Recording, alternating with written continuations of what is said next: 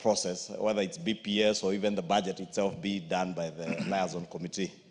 Indeed, those of us who were here in the 11th Parliament, you remember, mid-term, just like now, the entire Budget and Appropriations Committee was disbanded by the House through a motion that was tabled by the late Honorable Jakoyo Midiwo that dismissed the entire Budget and Appropriations Committee of the House.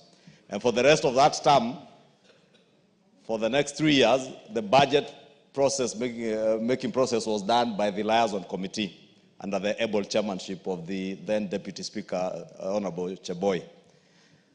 We still have a liaison committee, Honorable Speaker, and I hear the Jack's concerns that the minority might not be represented. But when committees sit, as the Honorable Mboko has said, they do not sit as committees of the majority or minority, they sit as committees of the House. But more importantly is that whatever outcome of a committee's report or the outcome of a committee's work must and will end up in this plenary, where we are all represented and we are representing the people on whose behalf we are engaging in that budget-making process on. Therefore, Honorable Speaker, I do not find in my thinking anything wrong with the liaison committee as currently constituted, considering both the BPS and even if we were to move on to do the budget, the supplementary budget too, the liaison committee is well placed to consider those.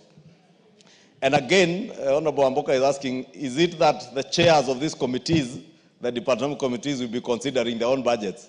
It's true. They actually present their own budgets before the Budget and Appropriations Committee. And what the Budget and Appropriations Committee does is to weigh what has come from each of the departmental committees.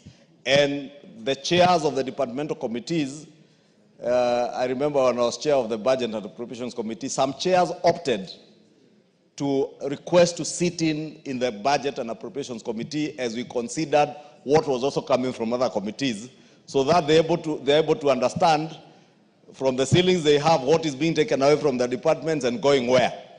And nothing stops any chair of a committee or indeed any member who has interest in the BPS process from seeking the chair's permission, the deputy speaker or whoever will be chairing the liaison committee, to appear before that committee should you have an interest that you want to engage in that process. But hopefully, Honorable Speaker, as we indicated in the House Business Committee yesterday, and I believe the leader of minority is not here, but the minority whip is here, we are completing the reconstitution of all these committees. And I am sure that's why, Honorable Speaker, you did not see myself, Honorable Millie, Honorable Junet here this morning. And part of the yesterday evening, we will be completing this work. And our whip will be completing this work.